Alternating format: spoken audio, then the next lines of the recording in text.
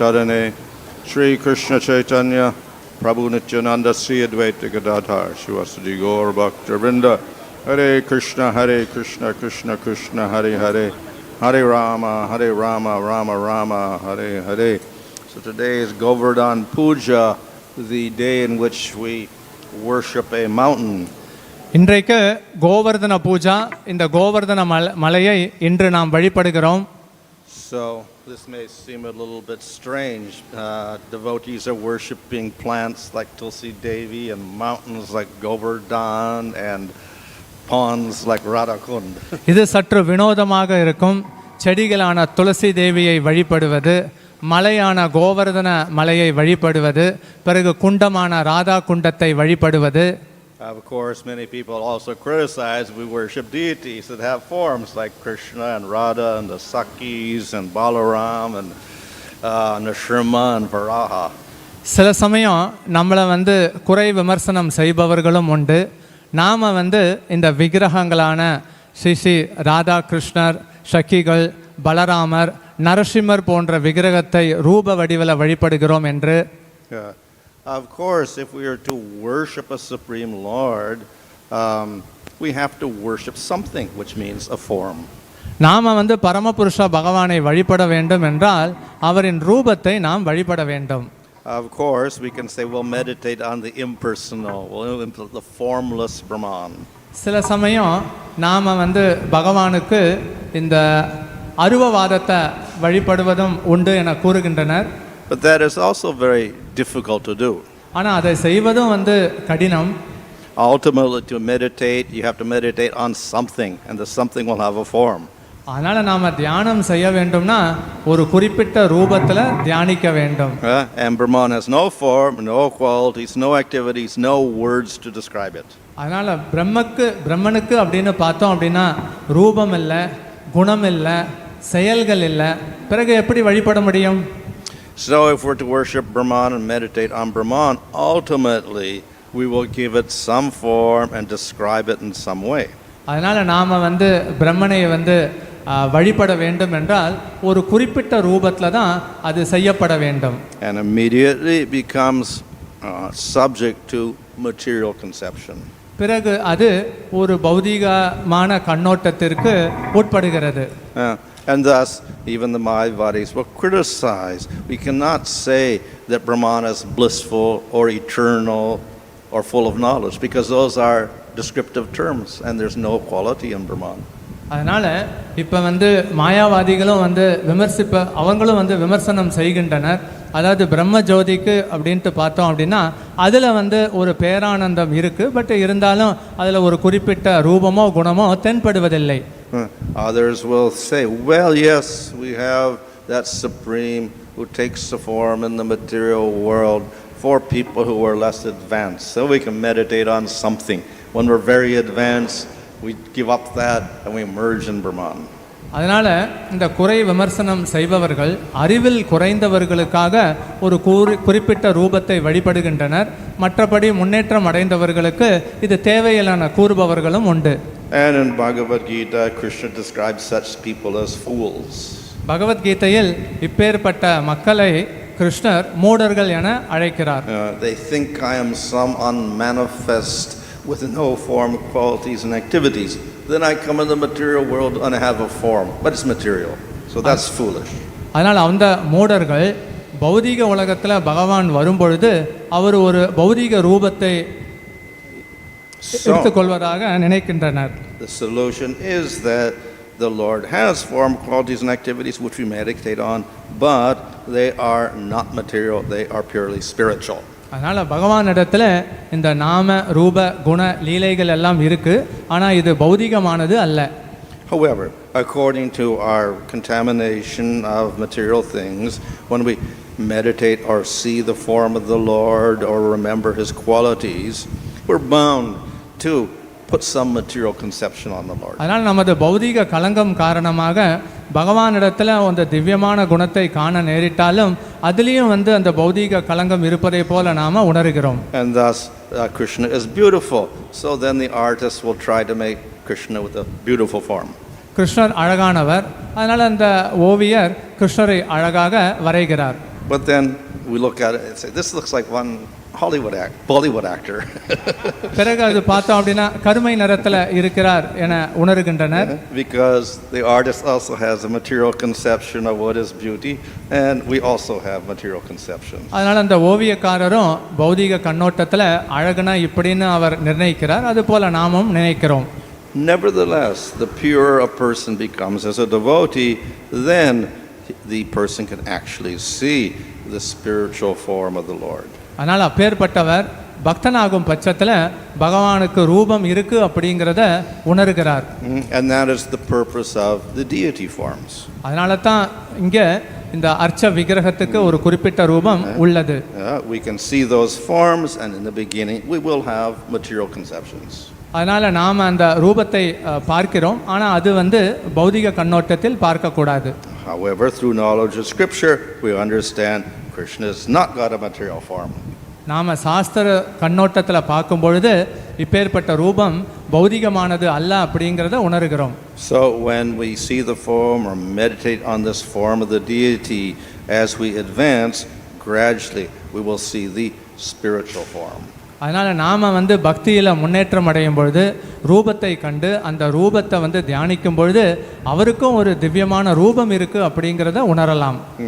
So as I mentioned, it's always difficult to worship and meditate on the Lord unless he has a form. அதனால் ஒரு குறிப்பிட்ட ரூபம் இருக்கும் பட்சத்தை தான் பகவானை நாம் வழிபட முடியும், தியானிக்க முடியும்.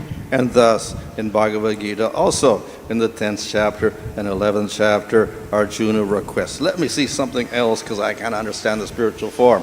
So show me something in the material world that I can see.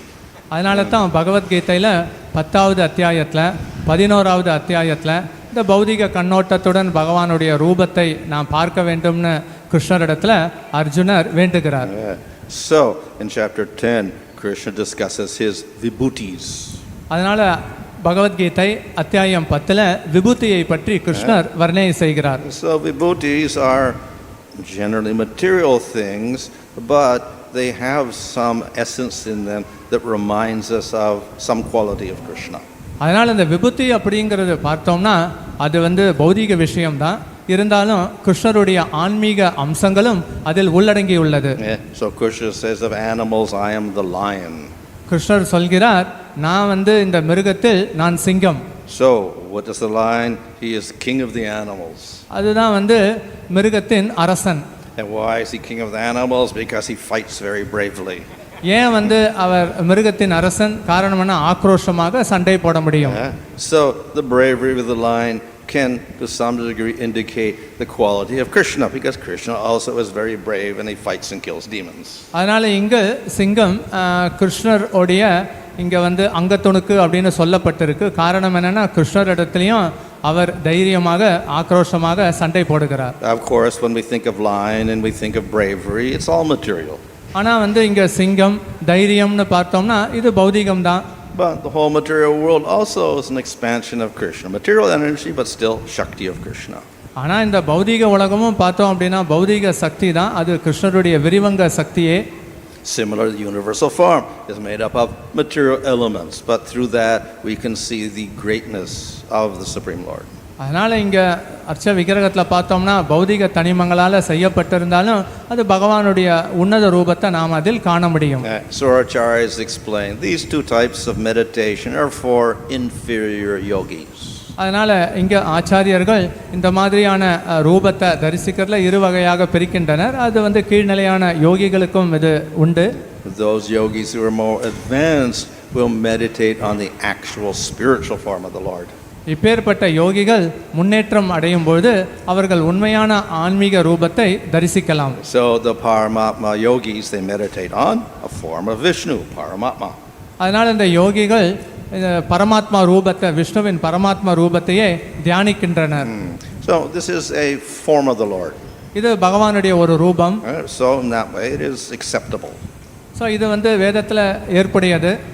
But we also distinguish between Paramatma and Bhagavan. அதே சமயத்தில் பரமாத்மா பகவானிடத்தில் நாம் வேறுபாட்டையும் காண்கிறோம். If you look at the form of Paramatma, you look at the form of Vishnu in the spiritual world, they look exactly the same.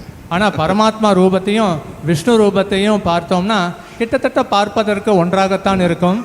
So they have spiritual form which is the same, but function is different. ஆனால் ஆன்மீக ரூபம் தான் ரெண்டு பேருக்குமே, ஆனால் அவர்களுடைய செயல்பாடு வேறானது. So the Paramatma form performs actions in relation to material world. அதனால் இந்த பரமாத்மா ரூபம் இந்த பௌதீக லோகத்தில் அவர்களுடைய செயல்பாடு வெளிப்படுகிறது. So Paramatma glances over Prakriti as Mahavishnu, then he enters into all the living entities as Paramatma and guides them.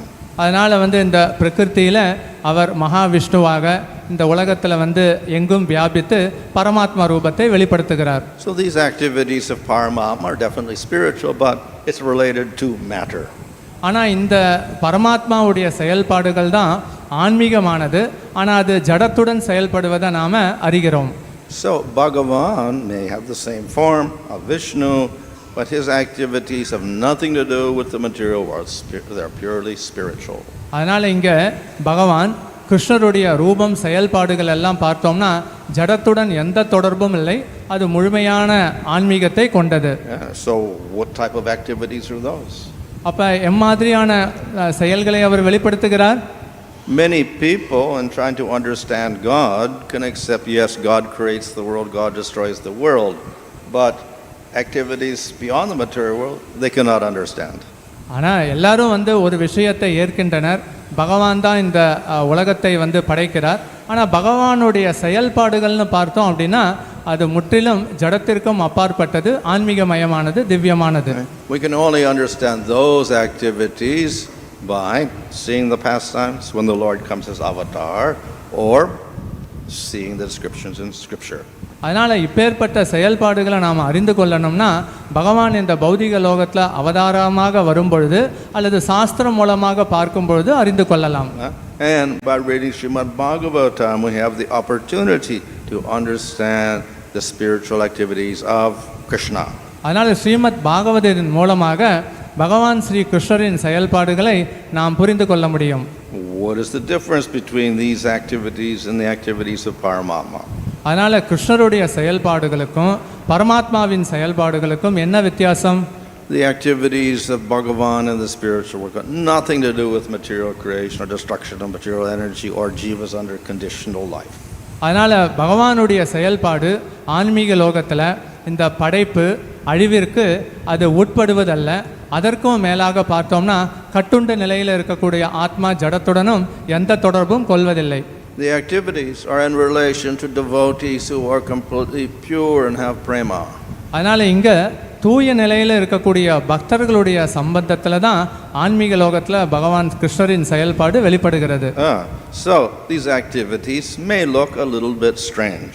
அதனால் இந்த செயல்பாடுகள் சற்று வினோதமாக தெரியலாம். What does the Lord do in the spiritual world? அதனால் ஆன்மீக லோகத்தில் பகவான் என்ன செய்கிறார்? What do the devotees do in the spiritual world? பக்தர்கள் ஆன்மீக லோகத்தில் என்ன செய்கின்றனர்? So in Bhagavatam there's a description of Lakshmi. அதனால் இங்கே பாகவதத்தில் இங்கே லக்ஷ்மியை பற்றியும் சொல்லப்பட்டுள்ளது. And there it's described, she's sweeping the floor. அதனால் அங்கே அவங்க தரையை துடைத்து கொண்டிருக்கிறார். And then we'll think, well, how is that possible? People in the material world are sweeping floors. How can Lakshmi in the spiritual world also be sweeping the floor?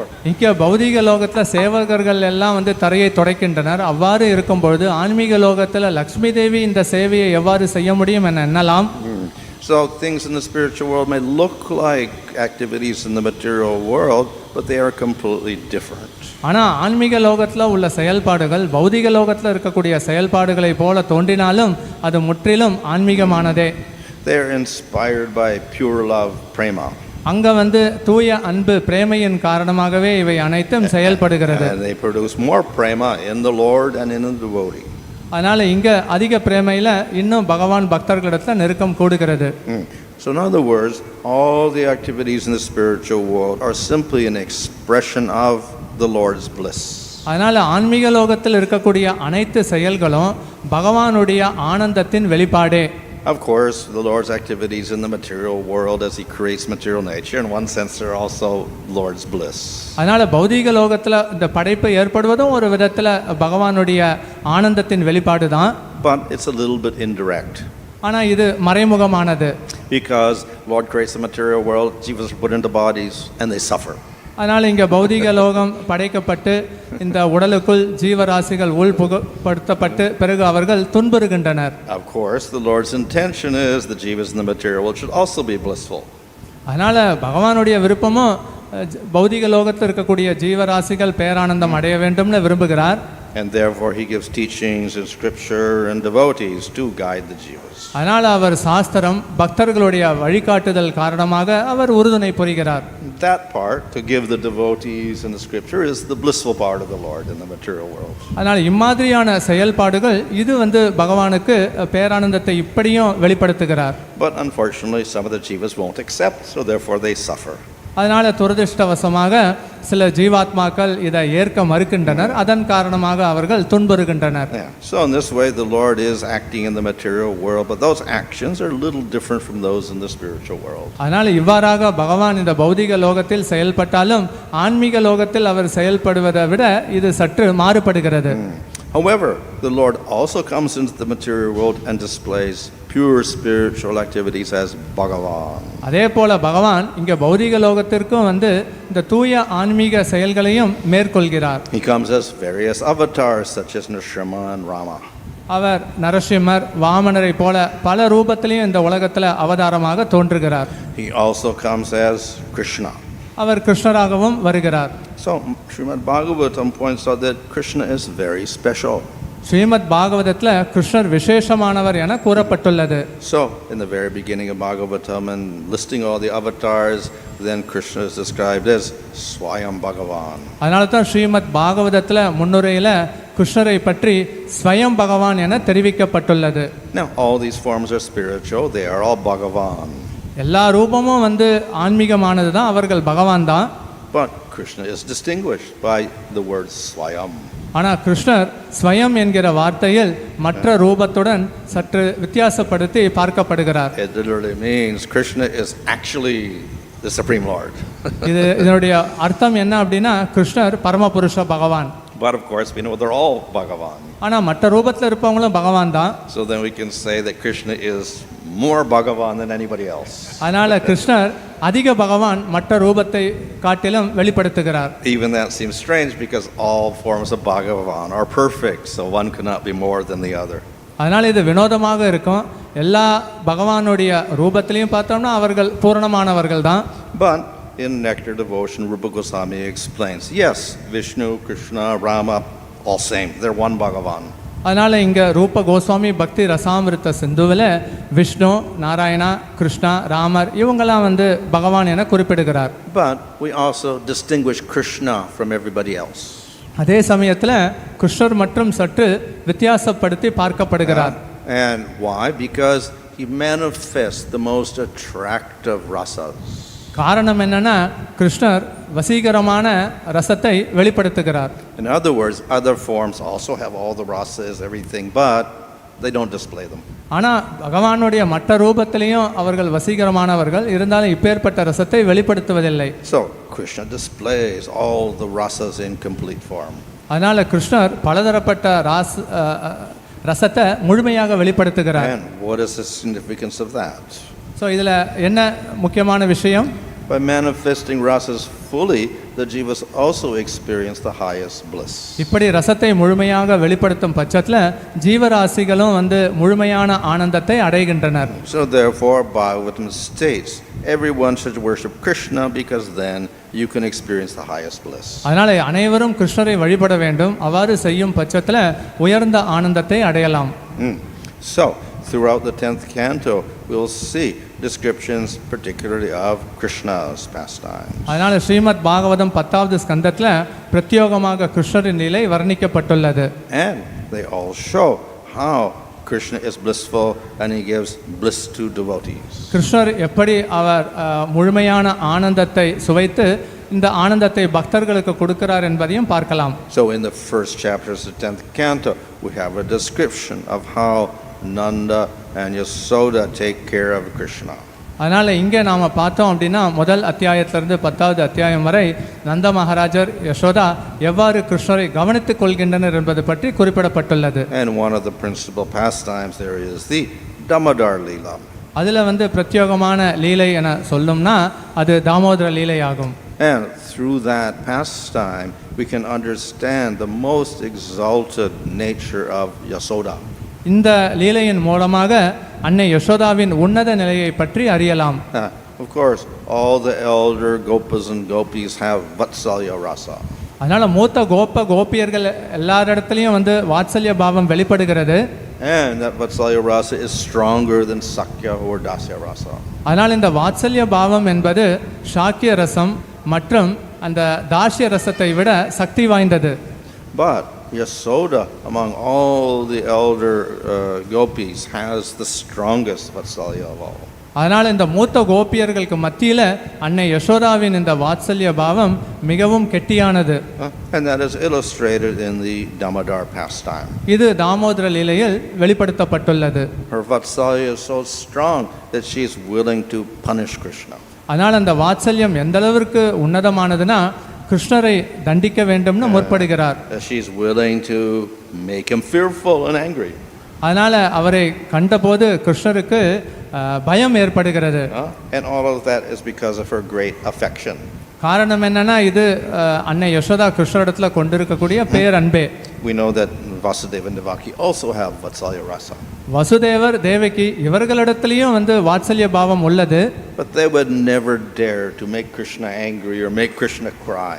அதனால் அவர்கள் கிருஷ்ணரை கோபமூட்டும் விதத்திலேயோ கிருஷ்ணரை அழ வைக்கவோ அவர்களால் முடியவில்லை.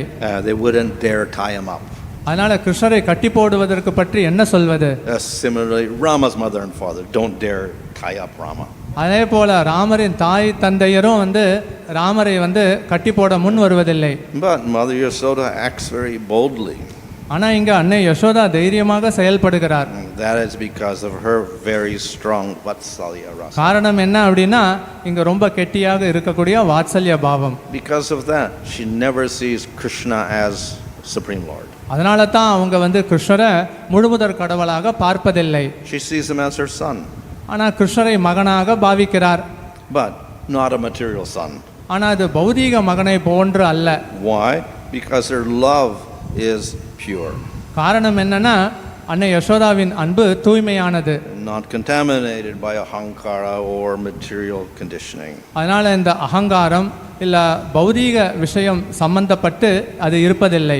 She has a relationship of pure unconditional love for Krishna. அதனால கட்டுண்ட நிலையில அவர் நிபந்தனையற்ற அன்பை கிருஷ்ணரிடத்தில் அம்மா யசோதா கொண்டிருக்கிறார்.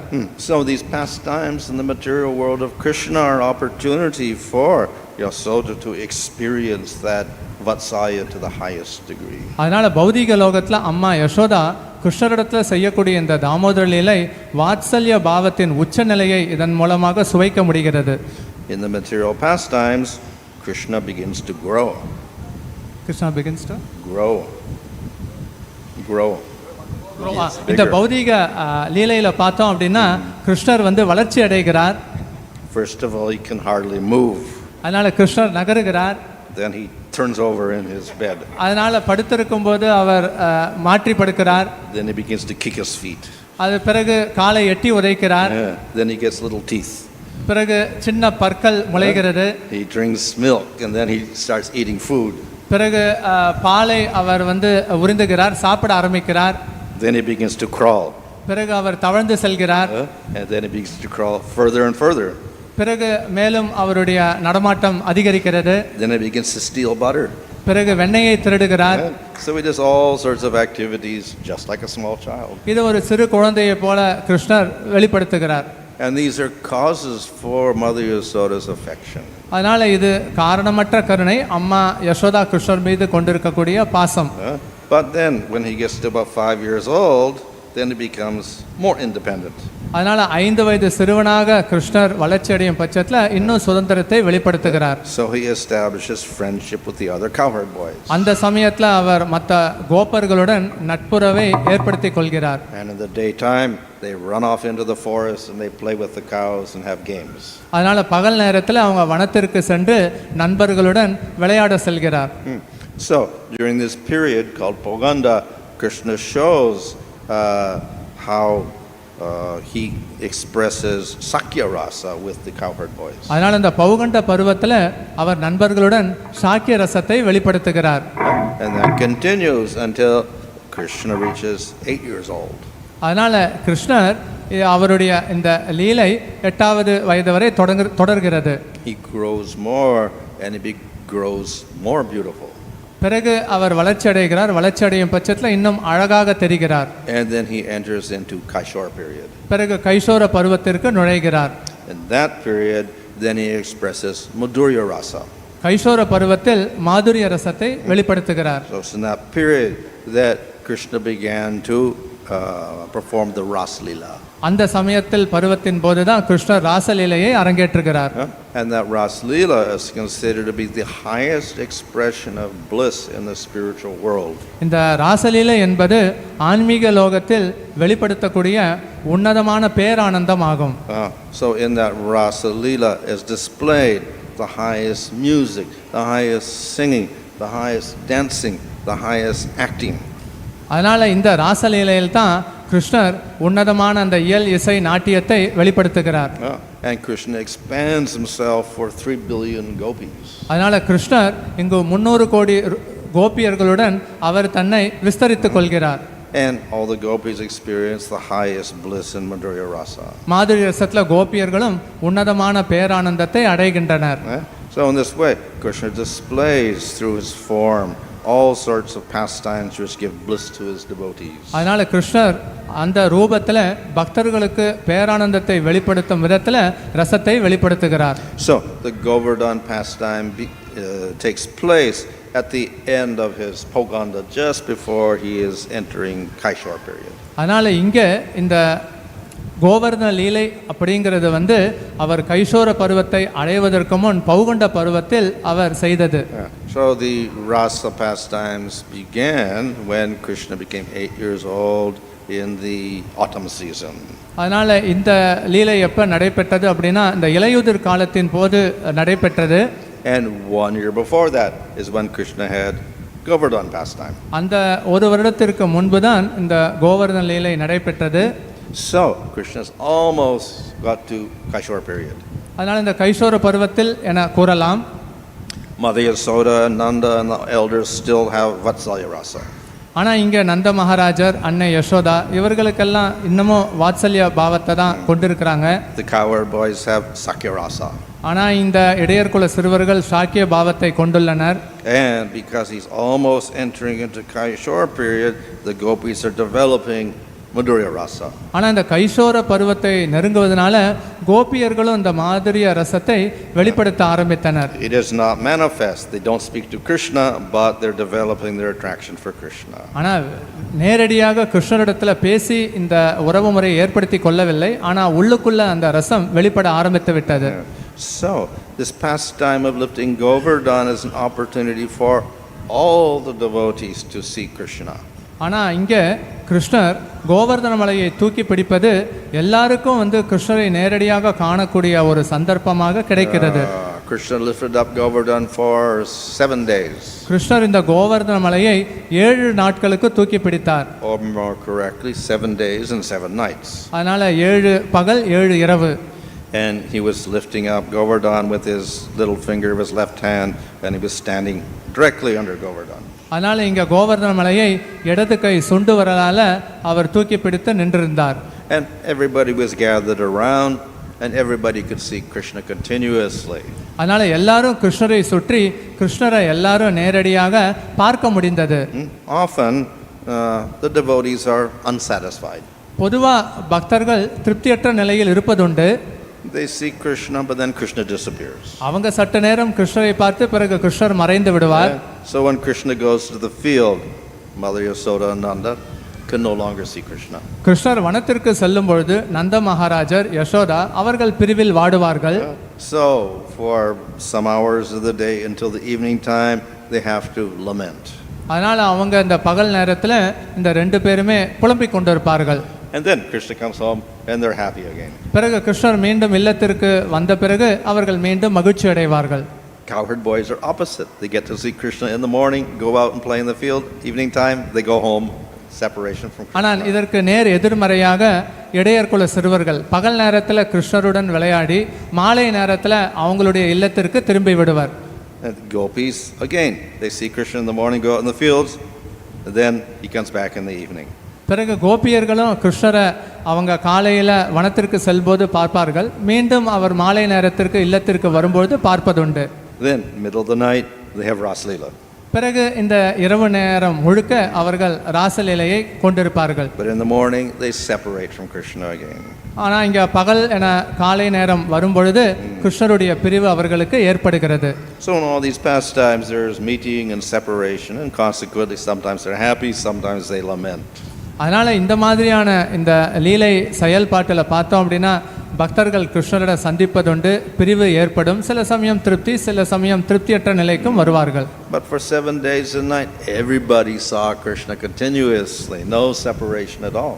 ஆனால் இந்த 7 நாட்கள் கிருஷ்ணருடைய பிரிவு இல்லாமல் அப்படியே முழுமையாக 7 நாட்கள் முழுவதும் கிருஷ்ணரை கண்டு கொண்டிருந்தார்கள். So all the elders and Nanda Yasoda could experience Vatsalya Rasa. அதனால் இந்த 7 நாட்களுக்கும் நந்த மகாராஜர் யசோதா முழுமையான வாத்சல்ய பாவத்தை வெளிப்படுத்தினர். What do? They try to protect Krishna. என்ன செய்கின்றனர்? கிருஷ்ணருக்கு பாதுகாப்பு கொடுக்கின்றனர். So Krishna's lifting up the hill and they say Krishna's getting tired, we have to help him. கிருஷ்ணர் மலையை தூக்கி பிடித்துள்ளார், அவருக்கு சோர்வு ஏற்பட்டிருக்கும், அவருக்கு ஏதோ ஒரு விதத்தில் நாம் உதவி செய்ய வேண்டும். So all the elder men, they get sticks and they start holding up Govardhan hill. அதனால இந்த மூத்த கோப்பர்கள்லாம் கைத்தடியை வைத்துக்கொண்டு அவர்கள் கிருஷ்ணருக்கு கைத்தாங்கலாக கோவர்தன் மலையை தூக்கி பிடிப்பதுண்டு. All the cowherd boys are joking with Krishna. அங்க இடையர்குல சிறுவர்கள் எல்லாம் கிருஷ்ணருடன் நகைச்சுவை உணர்வு கொண்டிருந்தனர். And all the gopis are looking at Krishna with Madhurya Rasa.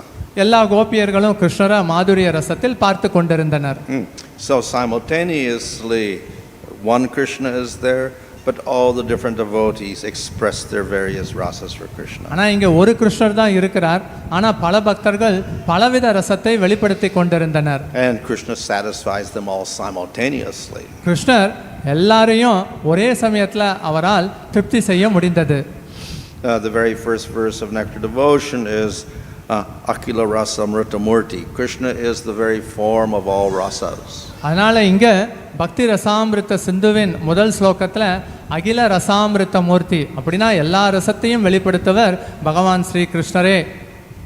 Usually in pastimes he will display those rasas separately for individuals. பொதுவா இந்த லீலை என வரும் பட்சத்துல தனிப்பட்ட நபர்களுக்காக இந்த ரசத்தை தனிப்பட்ட முறையில் வெளிப்படுத்துவார். But sometimes, as in the Govardhan pastime, all the rasas are expressed by the devotees and Krishna. ஆனா இந்த கோவர்தன் லீலையில எல்லா தரப்பட்ட இந்த ரசங்களும் பக்தர்களும் பகவானும் வெளிப்படுத்தியதை பார்க்கலாம். This is very different from the other forms of God. அதனால இது பகவானுடைய மற்ற ரூபத்திலிருந்து ரொம்ப வித்தியாசப்படுகிறது. Most of the other forms will express dasya rasa. மற்ற பகவானுடைய ரூபம் எல்லாம் தாஷ்ய பாவத்தை தான் வெளிப்படுத்துவார்கள். Krishna displays all rasas. ஆனா கிருஷ்ணர் எல்லா ரசத்தையும் வெளிப்படுத்துகிறார். And Krishna displays all rasas even simultaneously as with Govardhan. அது மட்டும் இல்ல, இந்த கோவர்தன மலையில ஒரே சமயத்துல எல்லா ரசத்தையும் வெளிப்படுத்தியதும் பார்க்கலாம். So therefore this pastime shows how Krishna responds to all of his devotees in Vrindavan. இப்படி கிருஷ்ணர் விருந்தாவனத்துல பக்தர்களுக்கு மத்தியில எப்படி அன்பு பரஸ்பரத்தை வெளிப்படுத்துகிறார் அப்படிங்கறத பார்க்கலாம். And instead of suffering because of the reign of Indra, everybody reached the highest bliss. ஆனா இங்க வெளிப்புறத்துல இந்த கடும் மழையை இந்திரன் பெய்வித்தாலும் உள்ளுக்குள்ள பக்தர்கள் எல்லாம் உயர்ந்த ஆனந்தத்தில் திளைத்திருந்தனர். So Indra took the rain as a punishment, but Krishna turned this into an opportunity for the highest bliss for all the devotees. ஆனா இங்க இந்திரனோ இது ஒரு கடும் தண்டனை கொடுக்க வேண்டும்னு கடும் மழையை பெய்வித்தான். ஆனா கிருஷ்ணரோ அந்த சந்தர்ப்பத்தை பயன்படுத்தி பக்தர்களுக்கு உயர்ந்த ஆனந்தத்தை கொடுத்து கொண்டிருந்தார். The only person who had to suffer was Indra. ஆனா உண்மையில யாரு துன்புறுத்தலுக்கு ஆளாக்கப்பட்டனர்? அது இந்திரன் தான். He tried to give suffering to all the people of Vrindavan and to Krishna, and instead he had to suffer. அதனால பிரஜவாசிகளுக்கும் கிருஷ்ணருக்கும் துன்பத்தை கொடுக்க வேண்டும் என நினைத்து இறுதியாக இந்திரன் தான் துன்பத்துக்கு உள்ளானார். So Indra came to a realization. Indira பிறகு அவருக்கும் ஒரு உணர்வு ஏற்பட்டது. He tried to act as the controller by raining down rain on over Vrindavan. அதனால் இங்கே அவர் விருந்தாவனத்தில் மழையை பெய்விப்பதன் மூலமாக அவர் நான் தான் கட்டுப்பாட்டாளர்னு நினைத்து கொண்டிருந்தார். He tried to create misery for the people of Vrindavan. விருந்தாவன மக்களுக்கு துன்பத்தை கொடுக்க வேண்டும்னு நினைத்தார். And Krishna took that as an opportunity to create the highest bliss for the people of Vrindavan. இதே சந்தர்ப்பத்தை கிருஷ்ணர் பயன்படுத்தி கொண்டு விருந்தாவன மக்களுக்கு உயர்ந்த ஆனந்தத்தை கொடுத்தார். So in this way, Indra was defeated. இந்த விதத்தில் Indiran தோற்கடிக்கப்பட்டார். Of course, Krishna can kill demons and defeat demons. That's one way of dealing with people who are opposed to the Lord. அதனால் பக்தர்களுக்கு எதிராக செயல்படக்கூடிய இந்த அசுரர்களை கிருஷ்ணர் தோற்கடித்து வதம் செய்வதும் உண்டு. But Krishna took this as an opportunity not to kill anyone, but to give the people of Vrindavan opportunity for the highest bliss. அதனால் கிருஷ்ணர் இந்த சந்தர்ப்பத்தை பயன்படுத்தி அவர் யாரையும் கொல்ல விரும்பவில்லை, மாறாக விரஜவாசிகளுக்கு உயர்ந்த ஆனந்தத்தை கொடுத்தார். So punishment of Indra was secondary.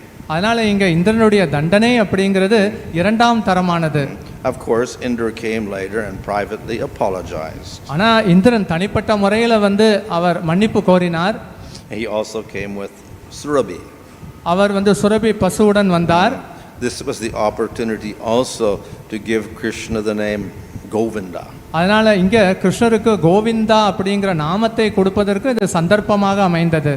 So this name suggests Krishna's great relationship with the cows and the cowherd people. அதனால் இது கிருஷ்ணர் பசுக்கள் மற்றும் இடையர்குழு சிறுவர்களுடன் நெருங்கிய தொடர்பு கொண்டிருக்கிறார் என்பது ஒரு அர்த்தம். So also important here is that Krishna utilized Govardhan hill. ஆனால் இங்கே கிருஷ்ணர் கோவர்தன மலையை பயன்படுத்தி கொண்டார். So Govardhan is a mountain but not a material mountain. ஆனால் கோவர்தனம் ஒரு மலை, ஆனால் அது பௌதிகமானது அல்ல. It is part of the spiritual world. இது ஆன்மீக லோகத்தின் ஒரு பகுதியாகும். So may appear to be heavy, but it is not heavy because it is spiritual. ஆனால் அது கனமாக இருந்தாலும் உண்மையிலேயே கனம் இல்லை. காரணம் என்னன்னா ஆன்மீக தன்மை கொண்டிருக்கிறார். It functions for the pastimes of Krishna. கிருஷ்ணருடைய லீலைக்கு தகுந்தாற் போல செயல்படுகிறார். So Govardhan supplies water and grass. அதனால கோவர்தன மலை நீரும் புல்லும் கொடுக்கிறது. It supplies shade. அது அதே சமயத்தில் அங்க நிழலும் கொடுக்கிறது. It supplies jewels. அதே சமயத்தில் ஆபரணத்தையும் கொடுக்கிறது. So the gopis and Krishna can decorate themselves. அதனால இங்கே கோவர்தன மலை கொடுக்கக்கூடிய ஆபரணத்தால கிருஷ்ணர் அலங்கரித்துக் கொள்கிறார். It supplies mineral dyes. அதனால இங்கே கனிமங்களும் கொடுக்கிறது. And Krishna used the mineral dyes to decorate his body. அதனால கிருஷ்ணர் அந்த தனிமங்களை வைத்துக்கொண்டு உடலை அழகுபடுத்திக் கொள்கிறார். It supplies places for Krishna and the cowherd boys to eat. அதனால இங்க கிருஷ்ணர் மற்றும் இடையர்குல சிறுவர்கள் சாப்பிடுவதற்கும் இடத்தை கொடுக்கிறார். It supplies places for them to play. அதனால விளையாடுவதற்கும் விளையாட்டு திடலை கொடுக்கிறார். It provides a living place for the peacocks and the swans and deer and all the other animals. அன்னம், மான் இந்த போன்ற பறவைகளுக்கும் வசிப்பதற்கு இடத்தை கொடுக்கிறார். It also provides caves where Krishna can enter in when it is raining out. அதனால மழை பெய்யும் காலத்தில் கிருஷ்ணருக்கு அடைக்கலம் கொடுப்பதற்கு மலை குகையும் உள்ளது. And it provides places for Krishna to perform pastimes with the gopis in Madhurya Rasa. மாதுரிய ரசத்தில் கோபியர்களுடன் லீலை புரிவதற்கும் கோவர்தனம் இடம் கொடுக்கிறது. So Govardhan is considered to be the excellent servant of Krishna. அதனால கிருஷ்ணரின் மிகச்சிறந்த சேவகனாக கோவர்தனம் அறியப்படுகிறார். It helps Krishna in all of his service with the different devotees. இப்படி கிருஷ்ணர் பக்தர்களுடன் பல தரப்பட்ட சேவைக்கும் அவர் சந்தர்ப்பம் கொடுக்கிறார். And for that purpose, like Krishna, Govardhan is worshipped. அந்த விதத்தில் கோவர்தன மழை நாம அனைவரும் வழிபட வேண்டும். But in this pastime of Govardhan, then Krishna did a remarkable thing. ஆனால் இந்த கோவர்தன லீலையில் கிருஷ்ணர் ஒரு ஆச்சரியமூட்ட கூடிய செயலை செய்தார். When the people were making offerings to Govardhan instead of Indra, Krishna assumed a form on top of Govardhan and became one with Govardhan and began to eat all the offerings. இப்படி இந்த விரஜவாசிகள் எல்லாம் கோவர்தன மலைக்கு உணவு படையலை கொடுத்து கொண்டிருக்கும் பொழுது கிருஷ்ணர் ஒரு பெரிய ரூபமாக விஸ்தரித்து கொண்டு கோவர்தன மலை மீது அமர்ந்து கொண்டு அனைத்தையும் அவர் ஏற்றுக்கொண்டார். So the people of Vrindavan are not just offering to Govardhan, they're actually offering everything to Krishna. அதனால இங்க விரஜவாசிகள் கோவர்தன மலைக்கு எல்லாவற்றையும் முழுமையாக அர்ப்பணித்தாலும் அதை முழுமையாக ஏற்றுக்கொண்டவர் கிருஷ்ணரே. So Govardhan is not just the best servant of Krishna, also it is Krishna himself. அதனால கோவர்தனம் சிறந்த சேவகன் மட்டும் இல்ல, அவர் சாக்ஷாத் கிருஷ்ணரே.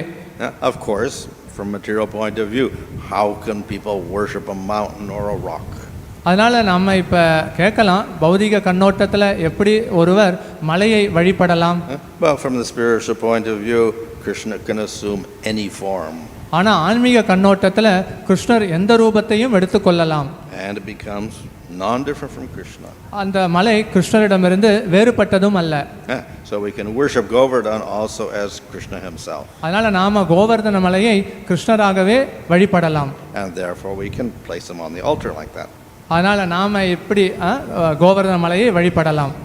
So anyway, this pastime of Govardhan took place in the autumn season 1 year before Rasalila was manifested. ராசலீலை செய்வதற்கும் ஒரு வருடத்திற்கு முன்பு இந்த கோவர்தன லீலையானது இலையுதிர் காலத்தில் நடைபெற்றது. So it is a great stimulus for all the rasas and particularly for the gopis. அதனால இது எல்லா ரசத்திற்கும் ஒரு உந்துதலை ஏற்படுத்தியது, குறிப்பாக கோபியர்களுக்கு. So it was an introduction to the Rasalila. அதனால இது ராசலீலைக்கு ஒரு முன்னோட்டமாகவும் அமைந்தது. So when the Rasalila took place, then the gopis and Krishna had full expression of Madhurya Rasa. இப்படி கோபியர்களும் கிருஷ்ணரும் ராசலீலையில் கலந்து கொண்ட போது இந்த ராசலீலையின் முழுமையான உணர்வையும் வெளிப்படுத்தினார்கள். So the Govardhan pastime is pastime that happened once. அதனால இந்த கோவர்தன லீலை என்பது ஒரு தடவை தான் நடைபெற்றது. But then the Rasalila pastime didn't happen once, it happened every night for the next 4 years. அதனால இந்த ராசலீலை என்பது அடுத்து வரக்கூடிய 4 ஆண்டு காலக்கும் ஒவ்வொரு இரவும் நடைபெற்றது. So this was the full manifestation of Krishna and Madhurya Rasa. அதனால கிருஷ்ணர் மாதுரிய ராசத்துல இந்த ரசத்தை முழுமையாக வெளிப்படுத்துகிறார். And therefore the Rasalila is considered to be the very height of expression of Madhurya Rasa. அதனால இந்த ராசலீலை தான் மாதுரிய ரசத்தின் உச்சமாக போற்றப்படுகிறது. Hare Krishna. Hare Krishna, Krishna Krishna, Hare Hare, Hare Rama, Rama Rama, Hare Hare. So Maharaj, we are very grateful and thankful to for this amazing class and for this entire description of Govardhan Leela and how it is a prelude to the full expression of Madhurya Leela, which comes a little later. So Srila Vishnu Chakravarti Thakur has compiled this wonderful book called Shri Vraj Riti Chintamani. It is a transcendental tour of Vrindavan. அதனால இங்க ஸ்ரீ விரஜரித்தி சிந்தாமணி ஸ்ரீல விஸ்வநாத சக்கரவர்த்தி டாக்கூர் அவர்களால் இயற்றப்பட்டு மகாராஜ் அவர்களால் மொழிபெயர்க்கப்பட்டுள்ளது. இது முழுமையான ஆன்மீக விருந்தாவனத்தை பற்றி உள்ளடக்கியுள்ளது. And we are very fortunate that His Holiness Bhanu Swami Maharaj has translated it for us. நமக்காக தவத்திரு பானுசாமி மகாராஜ் அவர்கள் இதை மொழிபெயர்த்துள்ளார். And especially because today is Govardhan Puja day, the 3rd chapter of this book, it's a very short, sweet book. It has 3 chapters. The 3rd book contains the description of Govardhan and how he is Giriraj, he is the Haridas Varya, he is the greatest of the servants of Lord Hari. அதனால் இந்த புஸ்தகத்தில் 3வது அத்தியாயத்தில் எப்படி கோவர்தன மலை ஹரிதாஸ் வாரியா ஹரியின் சிறந்த சேவகன் அப்படிங்கிறத பற்றி ரொம்ப பிரமாதமாக விளக்கப்பட்டுள்ளது. So I'll just read one verse for all of your pleasure. Krishna is the sapphire and the gopis are the gold links on the necklace of Govardhan. அதனால் இங்கே கோவர்தன மலையில் இருக்கக்கூடிய அந்த ஆபரணத்தை போல கோபியர்களும் இங்கு திகழ்ந்தனர். The pastimes of Krishna with the gopis on Govardhan are like its children. அதனால் இங்கே கிருஷ்ணர் கோபியர்களுடன் கோவர்தன மலையில் செய்த லீலை எல்லாம் குழந்தைகளை போல. Never separated from it. அதனால் அவங்களால பிரிக்க முடியாது. Let all men glorify Govardhan. அனைத்து ஆண்களும் கோவர்தனத்தை புகழணும். So this chapter has 60 verses, 46 verses talk about Giriraj. அதனால் 60 ஸ்லோகம் கொண்ட இந்த அத்தியாயத்தில் கிட்டத்தட்ட 46 ஸ்லோகம் கோவர்தன மலையை பற்றி குறிப்பிடப்பட்டுள்ளது. So today being the most auspicious day, and it's made even more auspicious because His Holiness Bhanu Swami Maharaj is with us. So we have the great fortune to receive this book from Maharaj Lotus hands. It costs 100 rupees. அதனால் இந்த மங்களகரமான நாட்களில் தவத்திரு பானுசாமி மகாராஜ் அவர்கள் மொழிபெயர்த்த இந்த விரஜதித்தி சிந்தாமணி நமக்கு 100 ரூபாய்க்கு இன்று கிடைக்கிறது. So devotees can come forward, collect your copy, and you can make payment to Srinivas Prabhu here. அதனால் யாருக்கெல்லாம் புஸ்தகம் வேணும்னா இங்கே வந்து தவத்திரு பானுசாமி மகாராஜ் அவர்களுடைய கரங்களில் பெற்றுக்கொண்டு ஸ்ரீனிவாஸ் பிரபு இடத்துல லட்சுமியை கொடுக்கலாம். ராஜகேஷவ் Das. Hare Krishna Krishna Krishna Hare Hare, Hare Rama Rama Rama Hare Hare, Hare Krishna Krishna Krishna Hare Hare, Hare Rama Rama Rama Hare Hare, Hare Krishna